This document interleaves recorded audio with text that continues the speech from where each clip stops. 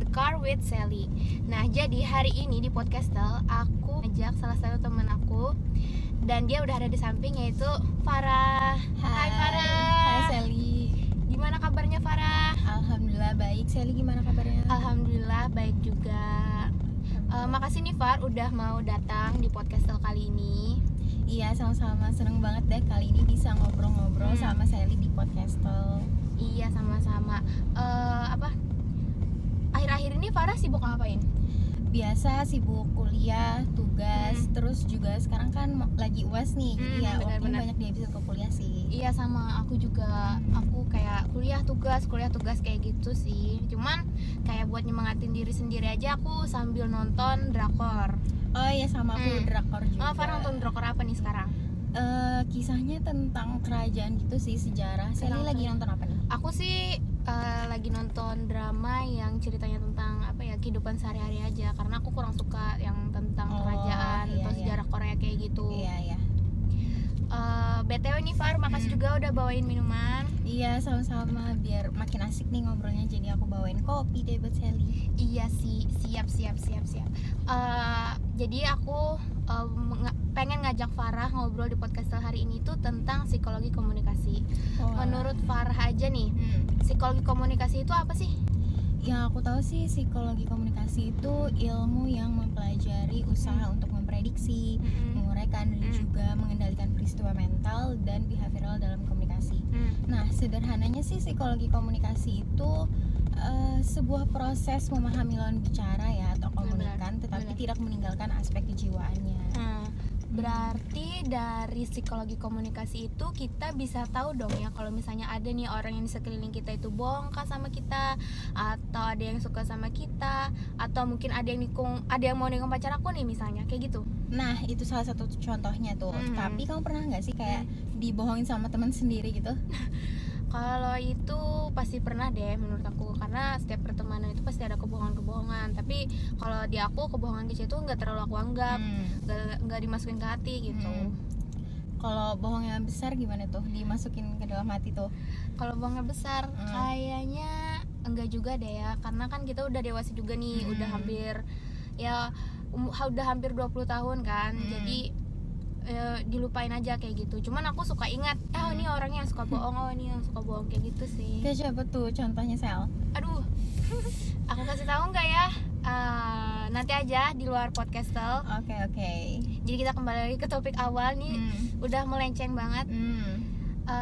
Jadi ada dong manfaatnya manfaatnya kita mengetahui psikologi komunikasi itu. Pastinya iya, kita jadi bisa mengetahui tuh bagaimana teman kita suka sama kita atau enggak, atau ada cowok gitu suka sama kita. Benar. Karena kan setiap kita ketemu sama orang, kita ngeliat tuh attitude-nya terhadap kita gimana, terhadap orang lain juga. Dan biasanya first impression itu penting juga loh, karena orang akan mengingat bagaimana sikap kita atau mereka ketika pertama kali bertemu. Berarti konsep diri itu sangat penting dong ya saat kita pertama kali bertemu sama orang lain.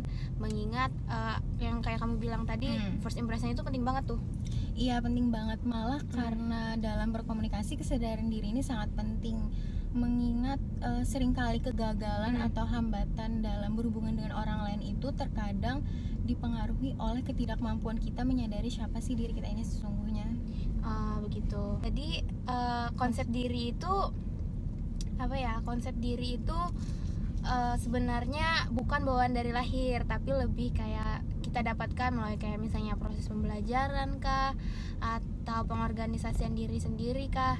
Dan juga untuk mengetahui konsep diri kita itu kita bisa mengevaluasi tuh diri kita sendiri, bisa secara positif kah ya Far ya, atau secara negatif. Tapi nih Far, sekarang ada kata yang lagi viral banget tuh. Apa tuh? Insecure. Oh iya, pernah dengar dan sering banget juga kan pasti. Iya. Nah, menurut aku nih Far, orang yang insecure itu juga udah mengevaluasi dirinya baik secara positif kah atau secara negatif kah, tapi dia masih merasa insecure. Nah, Farah mandang hal itu gimana tuh? Nah, menurut aku sih berarti orang itu harus memulai dengan menanamkan kepada dirinya sendiri bahwa dirinya itu memiliki sesuatu yang bisa dibanggakan dan tidak termasuk ke dalam kelompok masyarakat yang insecure. Nah, situasi itu akan memicu orang lain untuk memberikan apresiasi yang positif dan bisa menerima diri kita lebih baik. Benar. Nah, Jadi secara otomatis orang itu nggak insecure lagi kalau ada orang yang dorong dia buat lebih percaya diri terhadap dirinya. Nah tadi kan kamu bilang kalau ada orang yang ngedorong dia buat lebih percaya diri lagi terhadap dirinya. Tapi nih Far, kalau lingkungannya dia itu udah nggak ngedukung dia buat lebih percaya diri terhadap dia, atau apa ya, nggak ada orang yang pengen ngebantu dia gitu buat percaya terhadap dirinya sendiri, nah itu gimana menurut Farah? Menurut aku sih berarti individu tuh harus mencari lingkungan yang bisa memotivasi atau membangun dirinya sendiri agar bisa menciptakan hal yang lebih positif, yang lebih percaya diri lagi. Dan individu itu juga harus membuka dirinya agar orang di sekelilingnya juga bisa mendorong individu tersebut. Dan ya menurut aku yang harus dibatasin ya, kita kan tahu tuh batasan diri kita masing-masing, mana yang harus ditunjukkan dan mana yang enggak. Berarti dari pemahaman aku nih setelah kayak pemaparan kamu tadi, bahwa semuanya itu kembali lagi kepada komunikasi yang dibangun ya. Komunikasi yang dibangun itu juga harus efektif dong. Karena bisa aja nih orang yang awalnya insecure tadi, terus dia juga udah dapat lingkungan baru seperti yang kamu bilang, terus juga orang-orang sekelilingnya nge-push dia buat percaya diri terhadap dirinya sendiri. Berarti komunikasi yang dibangun di sana itu benar-benar efektif dong ya. Iya kan, komunikasi itu berkaitan dengan bagaimana mencapai komunikasi yang efektif dalam melakukan komunikasi atau interaksi. Nah, untuk itu memahami manusia memang menjadi kemutlakan sih jika ingin komunikasi kita itu berhasil dan efektif dalam berkomunikasi dengan orang lain. Tapi Sally pernah nggak sih kayak dalam situasi pengen curhat gitu ke teman, cuman respon temen-temen tuh kayak biasa aja? Pernah. Aduh, bisa diceritain nggak gimana tuh? Oh iya, oke. Kalau nggak salah, enggak, ini benar-benar. Ini waktu aku SMA. Jadi ini lebih ke cerita cinta monyet aku sih. Jadi nggak apa-apa dengerin ya. Oke. Jadi aku itu pernah deket sama cowok. Cowoknya juga satu sekolah sama aku, Far. Deketnya itu udah lama, sekitar 6 bulanan lebih lah pokoknya. Jadi ada satu waktu tuh aku merasa kayak aku tuh pengen berhenti dekat gitu sama dia. Tapi aku tuh udah sayang, Far. Nah kalau misalnya aku lanjutin, aku tuh malah jadi kayak gimana ya, kayak gak enak gitu. Karena dia itu punya mantan yang suka ganggu aku. Ganggunya itu kayak apa ya, kayak nyindir aku di sosial media. Jadinya kan aku gak enak ya. Terus aku curhat kan sama teman aku. Terus dia responnya, ya udah tinggalin aja. Responnya tuh kayak cuman kayak gitu doang. Ibaratnya tuh cuek banget ya. Sedangkan aku tuh ekspektasinya tuh pengen kayak, lo mau gue bantuin gak ngomong sama dia nih, hubungan lo mau dilanjutin apa enggak. Aku kan pengennya tuh kayak gitu, cuman respon dia tuh yang kayak gitu. Mungkin akunya aja yang berekspektasi tuh terlalu tinggi gitu. Tapi ya akhirnya aku kesel banget juga kayak gitu, Far.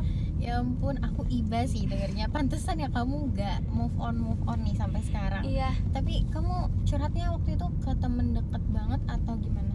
Iyalah, pasti ke teman deket banget. Karena nggak mungkin kan aku curhat tentang yang kayak gitu ke orang yang nggak terlalu aku kenal kan. Jadi pasti aku curhatnya ke teman yang deket banget lah, Far.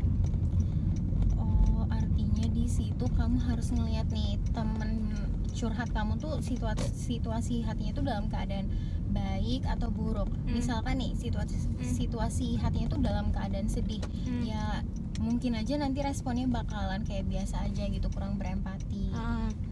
Berarti nanti lain kali nih kalau misalnya aku mau curhat, berarti aku harus lihat komunikan dulu dong. Gak bisa dong aku langsung curhat gitu ya.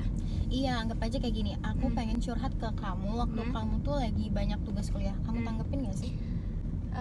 Kayaknya enggak dulu deh ya. Nah, dan hal yang mau aku curhatin pun kayak nggak ada sangkut pautnya sama tugas kuliah yang lagi kamu kerjain gitu.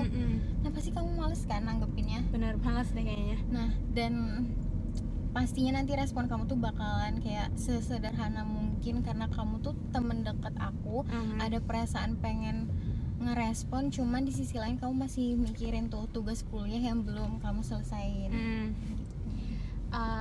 Atau Munifar mungkin dia juga udah bosan tuh sama curhatan aku yang itu mulu, tentang cowok mulu, dan cowoknya itu juga dia aja. Iya, kayaknya tuh bisa salah satu jadi alasan dia cuek deh. Oh, tadi kan kamu bilang cuek tuh. Aku mau curcol lagi nih. Apa tuh? Jadi aku punya teman kalau misalnya aku ketemu sama dia Far, dia orangnya apa ya, super heboh, super rame, friendly, pokoknya kocak, kayak paket lengkap gitu. Kalau misalnya kita lagi sedih terus temenan sama dia tuh pasti moodnya balik lagi. Tapi kalau aku udah ngechat dia di sosial media, di line, di WA yang kayak gitu, jawabannya cuman kayak iya, oke, sip, mantap, yang cuman kayak gitu, kan aku kesel tuh. Nah, aku juga orangnya cukup cuek sih balas chat, tapi itu dulu ya, sekarang kayaknya udah enggak deh. Nah, menurut aku aja sih, kan tiap orang beda-beda tuh. Ada yang waktu kita chat sama aslinya itu beda, terus ada juga yang waktu kita chat sama aslinya itu sama aja.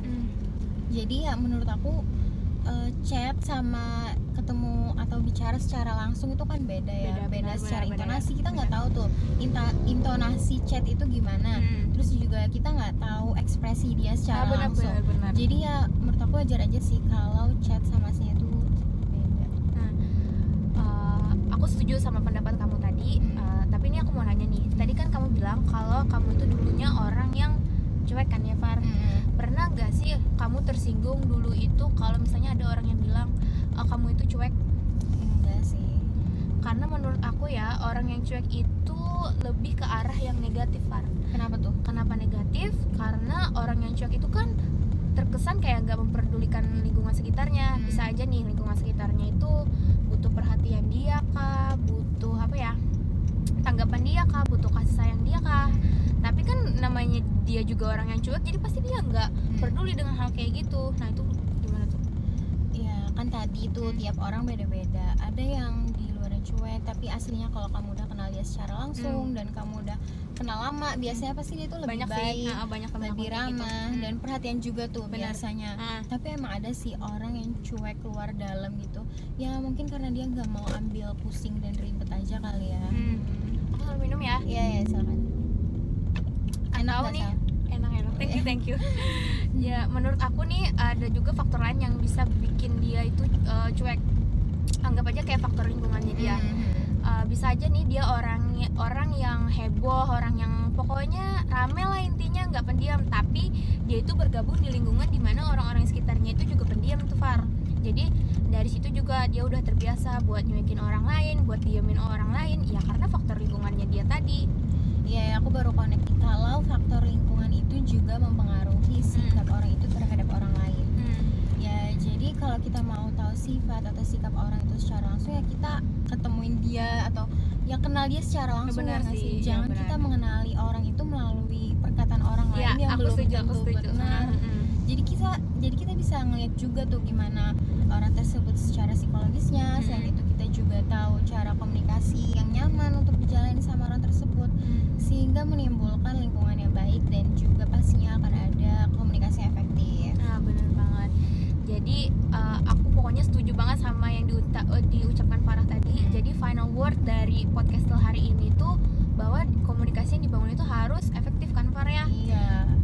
Jadi karena komunikasi yang efektif itu kita bisa membangun pertemanan yang baik, kita juga bisa dicap orang baik. Iya. Terus juga yang pasti pertemanannya nggak toksik dong ya kan. Iya. Lagi musim banget nih sekarang kayak pertemanan toksik kah atau hubungan toksik kah. Jadi pokoknya kalau komunikasi yang kalian bangun itu secara efektif, itu pasti semuanya bakalan berjalan dengan baik, baik Iya. dari kitanya atau dari lawan bicaranya kita. Betul banget. Oke, thank you banget nih Farah udah mau join di podcast kali ini. Iya, Sally, makasih banget juga udah ngajak aku di podcast kali ini. Ini juga menambah wawasan dan Bener pengetahuan banget. aku juga Iya. sih. Wawasan gimana cara berteman dan lain-lainnya ya Farah ya. Iya. Oke, jadi terima kasih banget nih sekali lagi buat Farah. See you next time Farah. Bye.